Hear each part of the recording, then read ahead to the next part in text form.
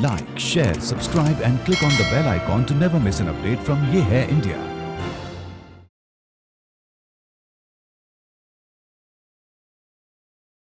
क्या आप जानते हैं, भारत में पहली बार लूडो जैसे बोर्ड गेम्स कुछ 3000 साल से खेले जा रहे हैं। आज जो गेम आप स्नेक्स एंड लैडर के नाम से जानते हैं, इस गेम का असली मुद्दा कर्मा था।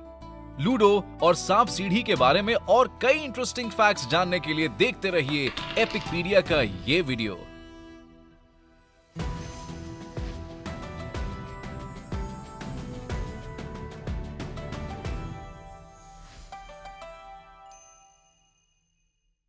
लूडो थोड़ा लक और थोड़ी स्ट्रैटेजी के साथ रेसिंग फॉर्मेट वाला ये सिंपल सा गेम भारत में कुछ 1100 BCE से खेली जा रही है।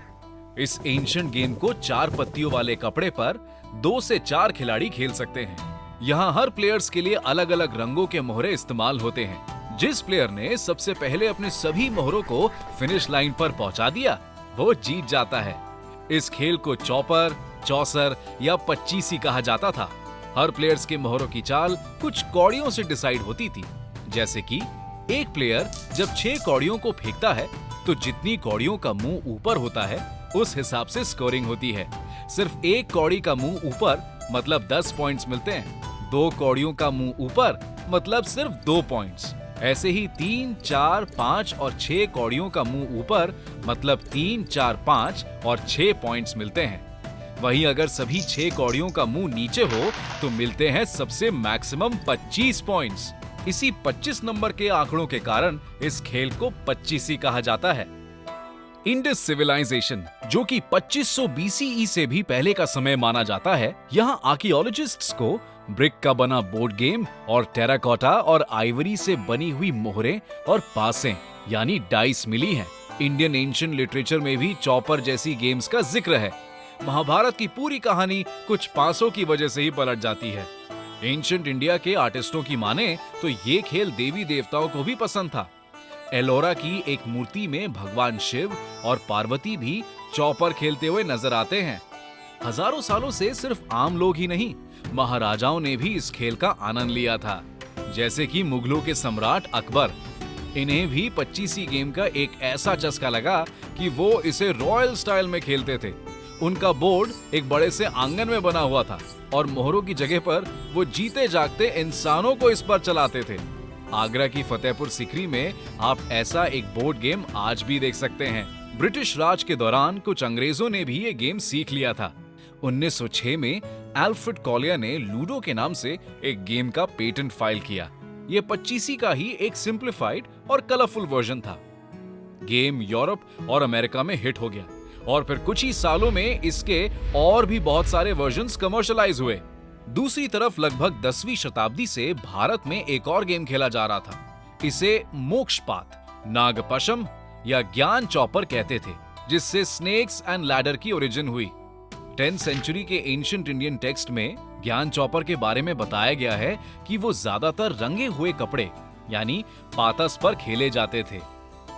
ये गेम ओरिजिनली 72 स्क्वायर्स का बना बोर्ड गेम होता था।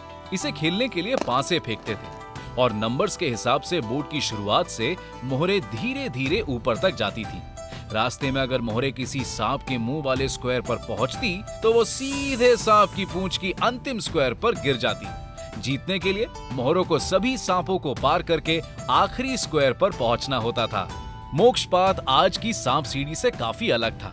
जैसे इसमें सीढ़ी नहीं बल्कि अच्छे सांप, रस्सी या एरोज होते थे और ज्यादातर खानों में अच्छे और बुरे कर्मों के बारे में लिखा होता था। मतलब अच्छे काम आपको जल्दी आगे बढ़ा सकते हैं और बुरे कर्म किए कराए पर पानी फेर सकते हैं। यानी गेम का असली मुद्दा काफी स्पिरिचुअल था।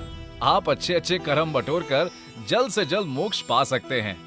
19th सेंचुरी के अंत में यही ज्ञान चौपर को अंग्रेजों ने ब्रिटेन में इंट्रोड्यूस किया, जहां उन्होंने इसके ओरिजिनल गेम प्ले को तो बनाए रखा, लेकिन इसके डीप फिलॉसफी को नष्ट कर दिया। धार्मिक गुणों और दोषों को खात्मा करके इसे बस 2 भाग वाले कार्टून नाटकों में ट्रांसफॉर्म कर सिर्फ सांप और सीढ़ी से जोड़ दिया। इतना ही नहीं, सांप और सीढ़ी की संख्या को भी इक्वल कर दिया गया।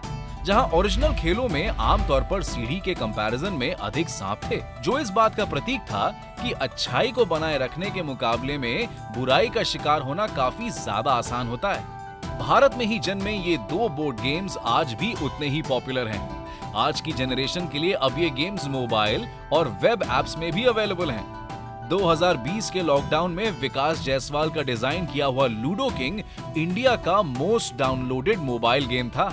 कुछ तो खास है इंडिया की इन एंटीक गेम्स में कि आयरन एज से लेकर के सोशल मीडिया के जमाने तक ये इतनी पॉपुलर रही।